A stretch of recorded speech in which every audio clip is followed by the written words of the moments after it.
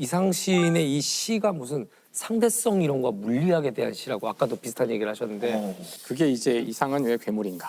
아, 이 작품에 대한 여러 가지 해석들이 있을 수 있는데 저는 이제 물리학자니까 이제 물리학자의 시각으로 특화된 그런 이상에 대한 이야기를 이제 해보려고 그래요. 작품에 대한 이야기를. 우선 이상이 얼마나 찐 이공계인가를 보여주는 몇몇 예들을 제가 이제 보여드리려고 해요. 찐 이과가 아니면 쓸 수 없는 그런 표현들이 막 나오거든요. 이건 1933 6월 1일이라는 제목이에요. 천칭 위에서 30년 동안이나 살아온 사람, 어떤 과학자, 30만 개나 넘는 별을 다 헤어놓고 만 사람, 역시 인간 70, 아니 24년 동안이나 뻔뻔히 살아온 사람, 가로 열고 나. 이게 물론 어떻게 해석해야 될지 조금씩 달라요. 다른데 제가 보기에 가장 그럴듯한 해석은 아마 피커링이라고 아시죠? 에드워드 피커링, 미국의 천문학자인데 수많은 여성들을 고용을 해서 그 사람들에게 일을 맡겨서 이분들이 하늘을 분석하고 하는 많은 데이터들을 모았어요.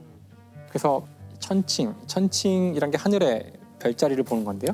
그 연구해온 사람이 있고 30만 개가 넘는 별들을 헤어놓고 있었다. 이 일을 한 사람을 빗대어서 그 하늘을 보고 그 수십만 개의 별을 분석한 사람들. 하지만 나는 뻔뻔하게 24년을 아무것도 안 하고 살아왔다는 거죠. 그 안에 그 사실 다 들어가 있네요. 그 천문학에 대한 어떤 사랑이 나타나 있고 그러네 관심이 대단했던 거네요, 그죠? 또 다른 시에는 이제 보통 기념이라는 시에는 제가 두세 구절을 읽어드릴 텐데 네.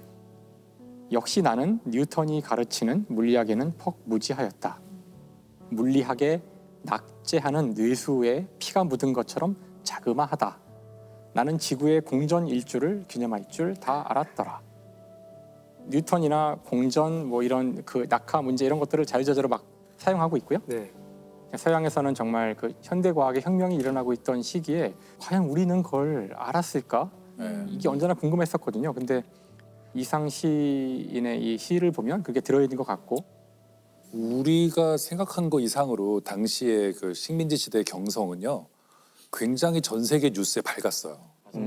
그래서 이상 정도 되는 지식인들이면 시와 무슨 소설 이런 얘기를 했을 것 같지만 모여서 과학을 주제로 얘기한 경우가 굉장히 많았다 그래요. 결정적으로는 사실 이 시를 보면 저는 정말 와 가슴이 정말 띵 하던데 보세요 한번. 여기 보시면 시에 이런 걸 쓰는 사람이 있다니 이게 지금 시의 일부거든요. 3차각 설계도. 점을 찍어서 2차원 행렬, 어레이를 만든 건데 저는 이걸 딱 보는 순간 이제 양자역학의 제일 중요한 행렬을 쓴 게 아닐까 저는 그렇게 해석했지만 저같이 생각하는 사람은 아무도 없더라고요. 근데 왜 행렬이 제일 중요해요? 양자역학에서? 양자역학을 수학으로 쓰는 방법이 두 가지 방법이 있어요. 하나는 하이젠베르크가 만든 행렬 역학이고 다른 하나는 슈레딩거가 만든 파동 역학이에요. 정확히 이렇게 쓰거든요. 이런 식으로. 그래서 아마도 제 예상은 이상이 행렬에 대한 얘기를 어디서 본 것 같다는 생각을 자꾸 하게 되는데 봤을 거예요. 이 밑에 나오는 이야기 보면 알 수 있어요. 양자역학의 본질을 깨달은 것 같은 느낌이 드는 문장들인데 원자는 원자이고 원자이고 원자이다. 생리작용은 변이 하는 것인가? 이 세상 모든 것은 원자로 되어 있는데 이들은 그 자신은 변하지 않지만 재배치, 재배열을 할 뿐이라는 것이 우리가 파인만 이야기할 때 했던 세상 만물은 원자로 되어 있다의 핵심이에요. 우리가 보기엔 사람이 살고 죽고 하는 것 같지만 원자는 원자이고 원자이고 원자이고 원자이다. 그러니까 사실은 원자들의 재배치일 뿐이다. 원자는 변하지 않는다. 그런 말을 하는 것이라고 저는 보인다고요. 네. 그리고 그 다음도 원자는 원자가 아니고 원자가 아니고 원자가 아니다. 방사능 붕괴인가? 그러니까 원자가 변할 수가 있는데 그때는 원자의 방사능 변화가 일어날 때 그래요. 와, 알고 하는 걸까? 글쎄요. 이건 약간 알았던 것 같은데요? 이거 알았을 수 있는 거 아닌가요? 이런 표현을 누가 그냥 쓸 수는 그렇죠. 없잖아요. 네. 그 이상이 당시 현대 물리학에 대한 내용을 알고 정말 제대로 이해한 과학이라고 저는 생각해요.